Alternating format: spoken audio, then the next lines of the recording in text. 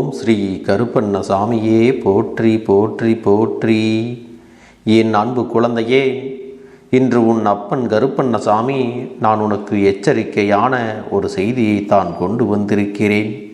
என் பிள்ளையே, உன்னிடத்தில் சொல்ல வந்திருக்கின்ற அந்த செய்தியானது உன்னுடைய துணையை உன்னிடத்திலிருந்து பிரிக்க வேண்டும் என்று ஒரு பெண் அங்கே கங்கணம் கட்டி கொண்டு திரிகிறாள். அவள் எதற்காக கங்கணம் கட்ட வேண்டும்? உன்னையும் உன் துணையையும் பிரிப்பதில் இவளுக்கு என்ன லாபம்? இதை செய்வதால் இவளுக்கு என்ன கிடைக்கப் போகிறது? உன்னுடைய கஷ்டத்தை கண்டு இவளுக்கு என்ன அத்தனை சந்தோஷம் என்பதையெல்லாம் நிச்சயமாக நீ தெரிந்து கொள்ள வேண்டும். பிள்ளையே, வாழ்க்கை துணை என்பது ஒருவருக்கொருவர் அத்தனை அன்போடும் புரிதலோடும் வாழ்க்கையை நடத்துகின்றவர்கள். இவர்களுக்கிடையில் ஒரு பிரிவை ஏற்படுத்தவும் இவர்களை ஒற்றுமையாக வாழவிடக்கூடாது என்றும் ஒருவர் நினைக்கிறார்கள் என்றால் அதைவிட கெட்ட எண்ணம் வேறு எதுவும் இருக்க முடியாது. இப்படி ஒரு விஷயத்தை அவ்வளவு எளிதாக யாருமே செய்துவிட மாட்டார்கள். ஆனால் இந்த பெண் அதை செய்ய துணிகிறார்கள் என்றால் நிச்சயமாக இதை என்னவென்று நீ தெரிந்து கொள்ள வேண்டும். உன்னுடைய வாழ்க்கையையும் நீ காப்பாற்றி கொள்ள வேண்டுமல்லவா? மேலும் மேலும் இதையெல்லாம் நீ வளர்த்து கொண்டே சென்றால் இவர்கள் உன்னுடைய வாழ்க்கையை முழுமையாகவே அழித்து விடுவார்கள். உன்னுடைய துணையை உனக்கு எதிராக திருப்பியும் விடுவார்கள். என் குழந்தையே, ஏற்கனவே உனக்கும் உன் துணைக்கும் இடையில் இருக்கின்ற ஒற்றுமையை கண்டும் நீங்கள் சந்தோஷமாக வெளியில் சுற்றி வருவதைக் கண்டும் இங்கே பல கண் திருஷ்டிகள் விழுந்திருக்கிறது. அதாவது நான் சொல்வது உண்மையா இல்லையா என்று நீயாகவே சிந்தித்துப்பார். அதிகப்படியான சந்தோஷத்தோடு நீயும் உன் துணையும் ஒரு நாள் இருந்து விட்டீர்கள் என்றால் அடுத்த நாளே அங்கு மிகப்பெரிய பிரச்சனை ஒன்று உங்களுக்குள் வெடிக்கும். அதிலும் குறிப்பாக வெளியில் சென்று வந்திருந்தால் சந்தோஷமாக இருவரும் வெளியில் சென்று வந்ததை யாரேனும் பார்த்திருந்தார்கள் என்றால் அன்று இரவில் உங்களுக்குள் பெரிய பெரிய சண்டைகளும் மனக்கசப்புகளும் மிக விரைவாகவே வந்து விடுகிறது. அந்த அளவிற்கு பிரச்சனைகளும் நடக்கும். இதற்கெல்லாம் என்ன காரணம்? நீ சந்தோஷமாக இருந்ததை பார்த்தவர்களின் கண்கள் அத்தனை பொல்லாத கண்கள். இவர்கள் மட்டும் எப்படி இத்தனை சந்தோஷமாக இருக்கிறார்கள் என்று உன்னுடைய குடும்பத்தின் மீது இவர்கள் போட்ட கண் திருஷ்டிதான் உன்னுடைய குடும்பத்தில் பிரச்சனைகளை எல்லாம் உருவாக்குகிறது. என் பிள்ளையே, உன்னுடைய வேதனை இந்த அப்பனுக்கு நன்றாக தெரிகின்றது. அதனால்தான் இந்த கருப்பண்ணசாமி உன் வாழ்க்கையில் என்ன நடக்கிறது, ஏது நடக்கிறது என்று தெரிந்து கொள்ள இந்த விஷயத்தை உன்னிடத்தில் சொல்லிக் கொண்டிருக்கிறேன். என் பிள்ளையே, ஒரு பெண்தான் இந்த விஷயத்தை வெகுவாக செய்து கொண்டிருக்கிறார்கள் என்பதையும் உனக்கு நான் முன்கூட்டியே தெரிவித்து விட்டேன். என் அன்பு குழந்தையே, ஒவ்வொருவர் வாழ்க்கையிலும் எத்தனையோ கஷ்டங்களும் எத்தனையோ சந்தோஷங்களும் இருக்கத்தான் செய்கிறது. அதையெல்லாம் கடந்துதான் இங்கே வாழ்ந்து கொண்டிருக்கிறார்கள். இதுவரை உனக்கும் உன் துணைக்கும் இடையில் 1000 கருத்து வேறுபாடுகள், 1000 பிரச்சனைகள் என்று எத்தனையோ விஷயங்கள் எல்லாம் இருக்கத்தான் செய்கிறது. இதையெல்லாம் கடந்துதான் ஏதோ ஒரு வாழ்க்கையை நீ வாழ்ந்து கொண்டிருக்கிறாய் அல்லவா? அப்படி இருக்கும் பொழுது அதையும் கெடுக்கும் விதமாக ஒருவர் நடந்து கொள்கிறார்கள் என்றால் நிச்சயமாக அதை நினைக்கும் பொழுது நமக்கு மிகுந்த வேதனையாகத்தான் இருக்கிறது. என் குழந்தையே, ஒரு அப்பனாக என் தங்க பிள்ளையின் வேதனையை எல்லாம் இந்த கருப்பண்ணசாமியால் புரிந்து கொள்ள முடிகிறது. உன்னுடைய வாழ்க்கையில் உனக்கு எத்தனை துன்பங்களையும் மேலும் மேலும் கொடுத்து கொண்டிருப்பவர்களையும் இவர்களுக்கு என்னதான் வேண்டும் என்று தெரிந்து கொள்ள நான் முயற்சி செய்த போதுதான் ஒரு உண்மையை நான் அறிந்து கொண்டேன்.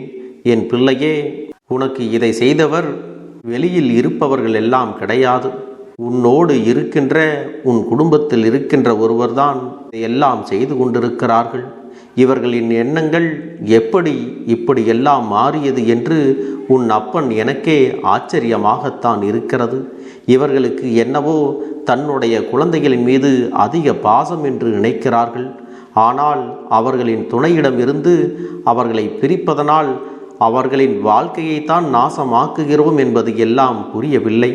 என் குழந்தையே, அப்படியானால் உன் அப்பன் சொல்வது உனக்கு புரிந்து விட்டதா?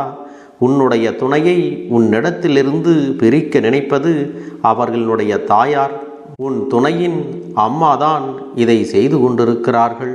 என் பிள்ளையே, இந்த சூழ்நிலையானது, இந்த வாக்கு என் பிள்ளைகள் அனைவருக்குமே பொருந்தாது என்பதை நீ புரிந்து கொள்ள வேண்டும். இன்று இருக்கக்கூடிய சூழ்நிலையில் என்னுடைய பிள்ளைகளில் 170% பேருக்கு வாழ்க்கை இப்படித்தான் சென்று கொண்டிருக்கிறது. ஏகப்பட்ட போட்டிகளும் பொறாமைகளும் ஒரே குடும்பத்தில் இருப்பவர்களால் தான் நடந்து கொண்டிருக்கிறது. ஒரு குடும்பம் என்பது வாழ்க்கை துணையோடு இருவரும் ஒன்றாக சேர்ந்து ஒற்றுமையாக வாழ்க்கையை நடத்துவது என்பது இவர்களுக்கு புரியவில்லை. அவர்களுக்கு அவர்களின் பிள்ளைகள் மீது தனக்குத்தான் அதிகப்படியான நாட்டம் இருக்கிறது. தன்னுடைய குழந்தை தன்னிடத்தில் மட்டும்தான் நல்லபடியாக இருக்க வேண்டும் என்கின்ற எண்ணமும் இருக்கிறது. இதுவெல்லாம் இன்றிருக்கக்கூடிய சூழ்நிலையில் சரிப்பட்டு வராது அல்லவா? இதுவெல்லாம் அவர்களுக்கு சொன்னாலும் புரிவது இல்லை. அவ்வளவு எளிதாக இவர்களால் தன்னுடைய மனதையும் மாற்றிக்கொள்ள முடியவில்லை. எப்பொழுதுமே நம்மிடத்தில் நம் குழந்தைகள் எப்படி இருப்பார்களோ அப்படித்தான் காலம் முழுவதும் இருக்க வேண்டும் என்று நினைப்பது தவறல்லவா? தன்னுடைய இல்லத்திற்கு வருகின்ற புதிய உறவை ஏற்றுக்கொள்ள மனம் மறுப்பதும் இவர்களின் முக்கியமான பிரச்சனையாக இருக்கிறது. எல்லோரும் இது போன்று இல்லை. ஒரு சிலர் தன்னுடைய குடும்பத்திற்கு வருகின்ற மருமகனையும் தன்னுடைய குழந்தைகளாகவே நினைக்கின்றார்கள். அங்கெல்லாம் பிரச்சனைகள் இருப்பது இல்லை. யார் ஒருவர் அடுத்தவர் இல்லத்தில் இருந்து வருகின்றவர்களை மற்றவர்களாகவும் வேற்று மனிதர்களாகவும் பார்க்கின்றார்களோ அங்குதான் பிரச்சனைகள் அதிகமாக இருக்கிறது என்பதும் நிதர்சனமான உண்மை. இதையெல்லாம் உணர்ந்து இந்த வாழ்க்கை உனக்கு என்ன தருகிறது என்பதை நீ புரிந்து கொண்டு உன்னை சுற்றி நடக்கின்ற விஷயங்களை நீ சற்று கவனித்து பார்த்தாயானால் இந்த பெண்ணினுடைய மனதில் இருக்கின்ற விஷயங்கள் எல்லாம் நிச்சயமாக உனக்கு தெரிந்துவிடும். என் பிள்ளையே, இந்த கருப்பன் உன்னிடத்தில் உனக்கென்று கொண்டு வந்த இந்த வாக்கானது உன்னுடைய வாழ்க்கையில் நீ நல்ல நிலைக்கு வர வேண்டும் என்பதற்காக மட்டுமே தவிர உன்னை வேதனைப்படுத்துவதற்காக அல்ல. அப்பன் சொன்ன இந்த பிரச்சனை உன் குடும்பத்தில் இருக்கிறது என்றால் என் பிள்ளையே, உன்னோடு இந்த கருப்பண்ணசாமி துணையாக இருக்கிறேன் என்று நீ புரிந்து கொள்ள வேண்டும். இத்தனை காலமும் நல்லபடியாக இருந்தவர்களுக்கு திடீரென்று இது போன்ற ஒரு எண்ணம் உருவாகி இருக்கிறது என்றால் அதை நாம் சற்று கவனிக்கத்தான் வேண்டும்.